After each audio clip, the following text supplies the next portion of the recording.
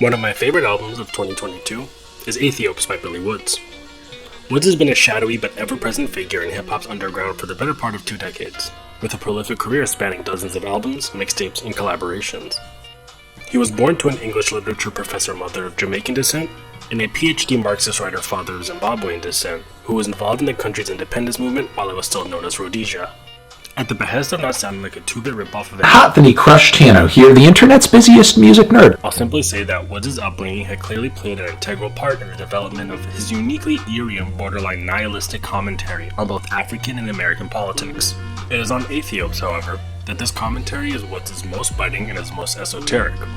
There's probably no other hip-hop artist today, in the underground or the mainstream, that would think to christen their album listening experience with the lyric, I think Mengistu Haile Mariam is my neighbor. Whoever it is moved in and put an automated gate up. Mengistu Haile Mariam was the head of the socialist government, the Derg, that ruled Ethiopia between the early 1970s and 1991.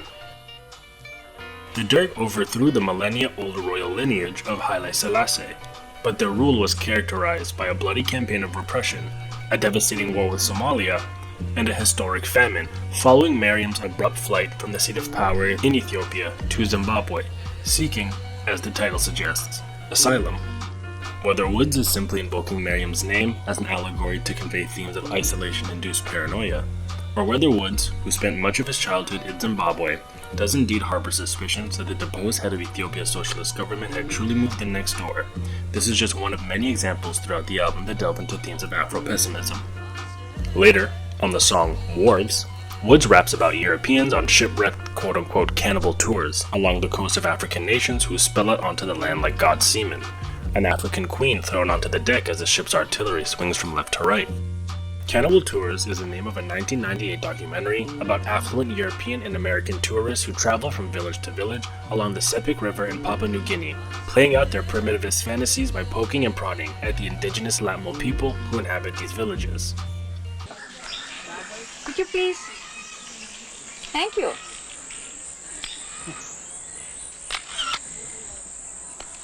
Alright, people lagi mal. Ada kam le plus le bla bla am mas long. Lalu mal. Now ka now long le plus le mipla. Bla am mas tas lalu mal. Alright, ini ni na se. Pergi lagi sini lah.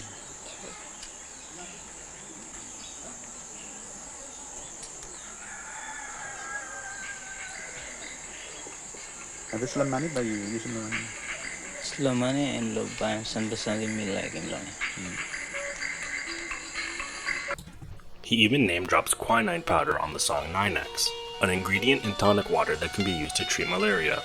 The availability and efficacy of quinine powder for malaria treatment, specifically dissolved in alcohol, giving birth to the aptly named gin and tonic, gave European colonists opportunities to swarm the Gold Coast, and is said to have been the prime reason why Africa stopped being known as the white man's grave. Almost every aspect of the album, down to the name, Ethiop being an ancient geographical term used by Europeans for the lands and inhabitants south of the Sahara Desert, serves to bolster the themes of Afro-pessimism as a legacy of the European colonial excursion into the homeland. Well, almost every aspect. The third verse of his song, The Doldrums, begins as follows. In tight spaces, I learned not to speak. Submarines skirting mountain peaks. Fernando Po's Black Beach. Your many traders off the coast of Mozambique. Pack bodegas, ock in the weeds. Gold shimmering in the... In typical Woods fashion, these lines establish cryptic relationships between its subjects and implores us to further investigate the historical context. Black Beach is the name of a notorious African prison located on the island of Bioko, approximately 160 kilometers off the coast of Equatorial Guinea. Black Beach was built in the 40s during Spanish colonial rule and was famously used by Francisco Macias Nguema, the first president of a newly independent Equatorial Guinea, to imprison and torture his political opponents. For 500 years prior to Nguema's leadership, the island of Bioko was known by its colonial name, Fernando Po. Originally named after Fernão Po, a Portuguese explorer of the West African coast. In this line, Woods establishes a direct link between European colonial rule of Africa and neo-colonial dictators of independent African states. Suddenly, the verse then travels across the continent to Mozambique, where we find Yemeni traders searching for some sort of merchandise to trade, some 4,000 kilometers from their home. Together with the Trans-Saharan and Indian Ocean slave trades, the Red Sea slave trade is one of the arenas that comprise what is referred to collectively as the Arab slave trade. During the 19th century, over 1 million slaves were exported from Indian Ocean and Red Sea ports in East Africa, and millions more were shifted around the interior of the continent and across the Sahara Desert northwards. In the modern day, Woods paints a picture of black patrons packed in a New York bodega owned and operated by Ak, shorthand for the Arabic term Akhi, meaning brother, presumably a Yemeni immigrant in this case. Though they share the classification of slave trade, the transatlantic and Red Sea developments, respectively, have vastly different historical contexts and socio-political legacies. Nevertheless, the African-Arab relationship presented here is tense and complicated, but the tight space Woods refers to earlier in the verse becomes clear. An African continent besieged on both coasts by an invasive force, seeking to export native inhabitants as cargo.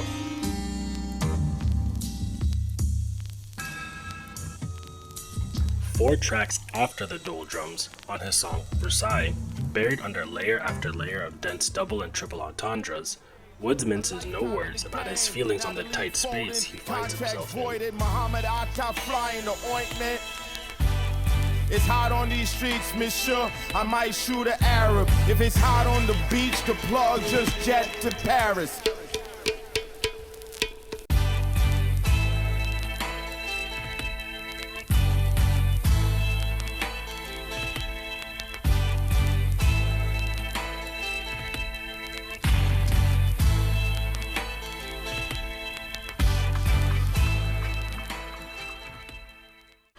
From the Western historiographical perspective, East African medieval history has largely been left as a patchwork of scant oral, written, and archaeological accounts, most of which would require an excessive amount of labor and coordination to make sense of.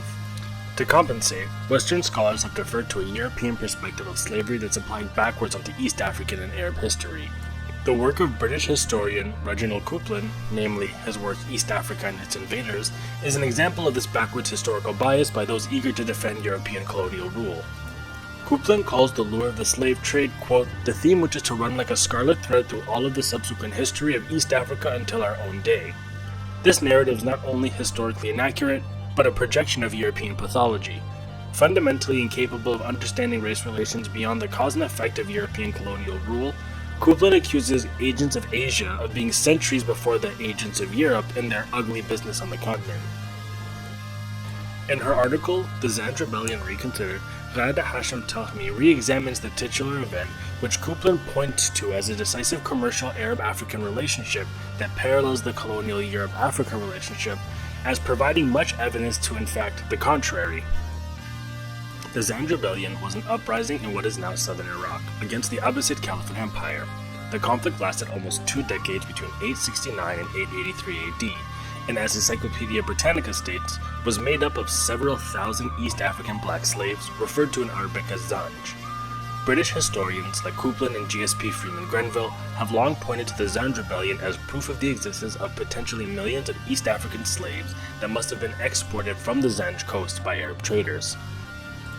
However, Telhami's work re-examines the rebellion and its implications for the Arab slave trade. Firstly, she notes a distinct silence from Arab and Persian geographers on the movement of slaves as merchandise across trade routes from the Zanj coast. Furthermore, Muslim settlements along the Zanj coast didn't emerge until the latter part of the 11th century AD. This leads into Telhami's second point, which is one of nomenclature.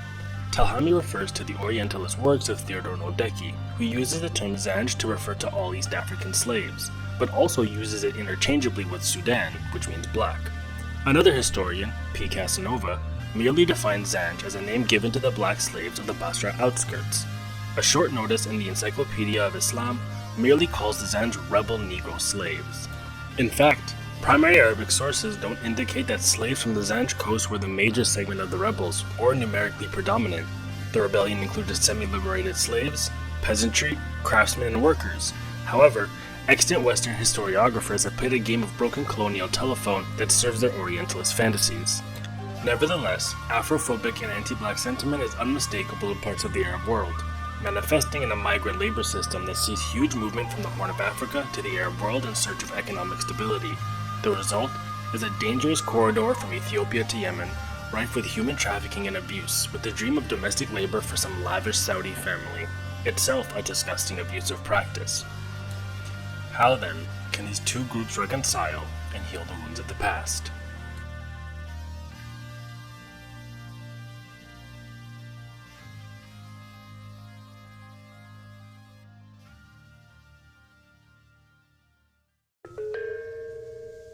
The European Union touts its history as a defining moment of post-war intercontinental unity born out of European leaders' decision to reject violent nationalism in exchange for peace and cooperation. However, largely suppressed from public knowledge is the history of a long-forgotten political and intellectual project known as Eurafrica.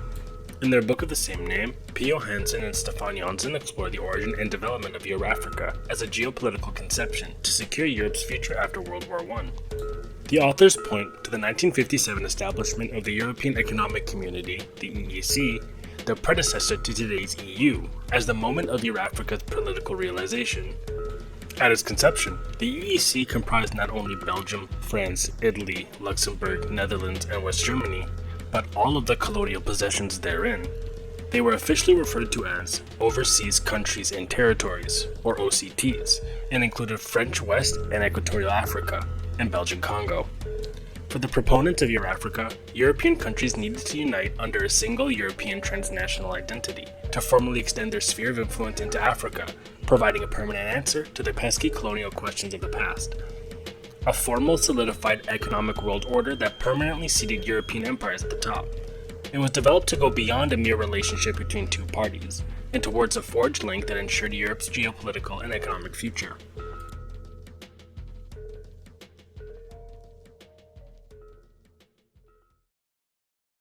Kenyan academic and political writer Ali Mazrui supplants the transcontinental relationship of Eurafrica and recalls an even older relationship between the African and Arab world, one he dubs Afrabia.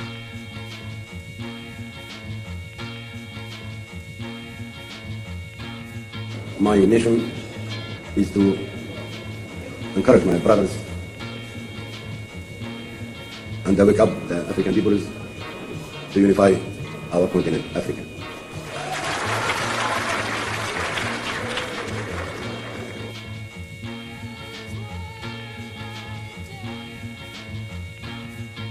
Europe everywhere speaks of European continental unity. Even though Europe has fought more fratricidal wars than any other continent or all the continents put together, Europe still speaks of European continental unity. Of course, Africa will unify before Europe, but that's not the point of discussion here this evening. The hero of the African unity, Kwame Nkrumah,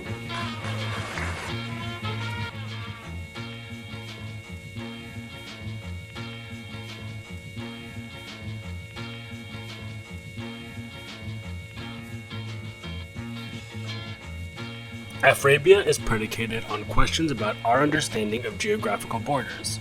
Why should Africa end at the Red Sea when East Africa does not end at the Mozambique Channel? And what's our prerogative for de-Africanizing an entire peninsula? Why is Madagascar, which is separated from continental Africa by the 500-mile wide Mozambique Channel, considered part of Africa, while Yemen, far closer to the coast, is not? Traditionally, opponents of Afrabia have identified the Sahara Desert as the boundary between true African inhabitants of the continent. And why not? The inhabitants of North Africa are seemingly more Arab than their sub-Saharan countrymen, right? Mazrui implores us to, rather than limit the borders of Africa to the Sahara Desert, expand the borders further east as well as northward to include the Arabian Peninsula. The Red Sea is but a mere geological crack that should not arbitrarily border Africa and Arabia, seeing as the sheer number of commonalities between the two is enough to link them. Mazrui continues his reconsideration of the Arab-African link by asking, who are the Amhara of Ethiopia, if not a people probably descended from the South Arabians? How much of a bridge between Arabia and Africa are the Somali? What about the Semites? They have undoubtedly existed in world history. But are they Africans who crossed the Red Sea like Moses on the run from the Pharaoh? Or are the Semites originally Arabians who penetrated Africa? The adoption of a united Afrabic identity could solve these questions overnight, as well as broach new grounds for solidarity. Furthermore, Islam, which is central to the Arabic identity, itself is almost as old in Africa as it is in Arabia. To avoid religious persecution, initial converts to Islam, known as the Prophet's Sahaba or companions, made a pilgrimage to Abyssinia, modern-day Ethiopia, to ask shelter from the king of Aksum. 8th century Islamic historian and hagiographer Ibn Ishaq recorded in his prophetic biography that when the apostle saw the affliction of his companions, he said to them, "If you were to go to Abyssinia, it would be better for you, for the king would not tolerate injustice, and it is a friendly country, until such time as Allah shall relieve you from your distress." Thereupon his companions went to Abyssinia, being afraid of apostasy and fleeing to God with their religion. This was the first hijrah in Islam. In fact, the first great muezzin, one who makes the call to prayer, was Bilal ibn Rabah, a free Abyssinian slave who was one of the first converts to the Prophet's religion. The case for regarding Arabia as the northeast extension of Africa is much stronger than any case that could be made for a Eurafric connection, one built on exploitation and still colonialism.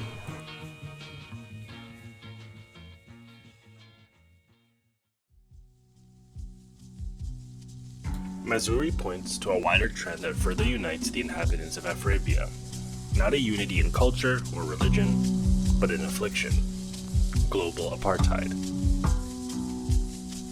As the European world reaches new levels of solidarity in the name of promoting their global conglomerate mega-economies, it sets its sights on the inhabitants of Africa and Arabia as its primary victims. Arabs, and in specific Arab Muslims, are largely victims of the militarized arm of this world order. Mazrui points to many examples of this military victimization, including the bombing of cities such as Beirut, Tripoli, and Benghazi, the nuclearization of Israel but attempting to veto nuclear powers in the Muslim world, subsidizing Israel's military capability, Bush's decisions in the Gulf crisis, and a second strike against Libya. Since the end of the Vietnam War, the vast majority of casualties due to U.S. military activity have been Muslims, primarily Palestinians, Iraqis, Lebanese, Libyans, Iranians, and others. Conversely, if Arab Muslims are the victims of this New World Order militarily, then Africans and their descendants have largely been the victims of this New World Order economically. Mazrui points to the West's continued support for corrupt African regimes, the coercive structure of global monetary institutions such as the IMF and World Bank, abuse of commodity pricing and other economic practices against fragile African economies, and the underclass of Black American descendants of slaves who have been subjected to the drug crises and poverty as some of the examples of the economic violence that Africa has endured and continues to endure. It should be noted that Mazrui's paper was originally published in 1992, prior to the American invasion of Iraq and Afghanistan, the Arab Springs, the 2004 coup of Haiti, the current genocide in Gaza, and countless other foreign catastrophes at the hands of European interventionism. Mazrui's analysis of the dual victimization of Arabs and Africans has not only been proven true, but intensified 100 times over.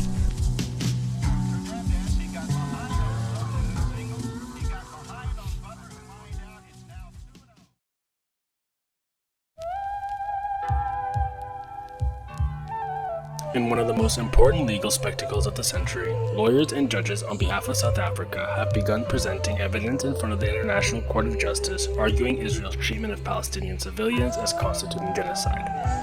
Despite repeated urgent requests for rulings due to the increasingly worsening conditions in Gaza, the Israeli government has been given a 6-month extension to respond to South Africa's statement of facts regarding the genocide. This comes as the latest in a long legacy of solidarity in the respective fight against apartheid rule in South Africa and Palestine. After majority white rule was dismantled in South Africa, Nelson Mandela immediately shifted international attention towards Palestine, stating, "We know all too well that our freedom is incomplete without the freedom of the Palestinians." Despite the Western world's blind eye to the Israeli occupation of Palestine, and a pervasive narrative that Black Americans and Arab American communities have experienced some sort of betrayal at each other's hands due to the re-election of Donald Trump, a vocal sect of Black Americans have long showed solidarity with Palestinians. The Palestinian Liberation Organization and the Black Panther Party routinely drew comparisons between the racial capitalism of the United States and how the U.S. financially and militarily supports Israel abroad. This forged connection broke into the mainstream in the summer of 2014, when the police killing of Michael Brown in Ferguson, Missouri sparked mass protests across the country, At the same time, Israel's 50-day war on the Gaza Strip was reaching its fever pitch. Across both countries, protesters chanted, from Ferguson to Palestine, "Occupation is a crime." Though liberal and mainstream opinion would have you believe that Black Americans have little to no care for Palestinian lives, or that Palestinians across the board harbor some deep anti-Black hatred that's innate to all Arabs, the long history of radical Black politics showing unity with Palestine provides a foundation of solidarity from which we can base the Afrabian model. Just as the Pan-African advocates for the global unity of Africa and all her descendants, to recontextualize Arabia as an extension of the African world goes a long way to show there is much more in common between these two societies than not.